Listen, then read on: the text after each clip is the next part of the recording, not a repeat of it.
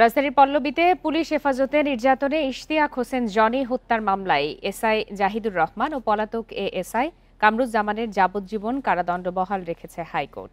অপর আসামি এএসআই রাশেদুল হাসানের যাবজ্জীবন সাজা কমিয়ে 10 বছর করা হয়েছে। আর খালাস পেয়েছেন পুলিশের সোর্স রাসেল। দুপুরে হাইকোর্টের বিচারপতি এস.এম. কুদ্দুস-জামান ও বিচারপতি এ.কে.এম. রবিউল হাসানের বেঞ্চ এই রায় ঘোষণা করে।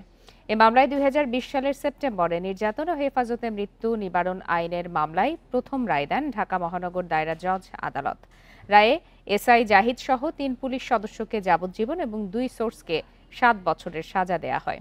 এর মধ্যে এএসআই কামরুজ্জামান সহ 2 জন পলাতক। 2014 সালে 7 জনকে পল্লবী থানায় নিয়ে নির্যাতন করা হয়। এর জেরে মৃত্যু হয় জনির। মামলার পিছনে যে কি কষ্টটা করেছি আমি পরিপূর্ণ রায় পাইনি। আমাদেরকে 6 থেকে 7 জন পুলিশ সদস্যরা মেরেছিল। সেখান থেকে পুলিশ সদস্যর নাম কার কিভাবে বলতে হবে আমি কোনো কিছু জানতাম না। আমি পরে তদন্তের মধ্যে ছবি দেখে যাদেরকে চিনেছিলাম সেভাবে আমি বলেছি। আমরা বলবো যে বিচার অন্তত পাইছি। তো এটা যে কত বড় দুর্বিষহ, 14 সালের ঘটনা, আজকে 25 সাল, এখনো এটা চূড়ান্ত হয় নাই।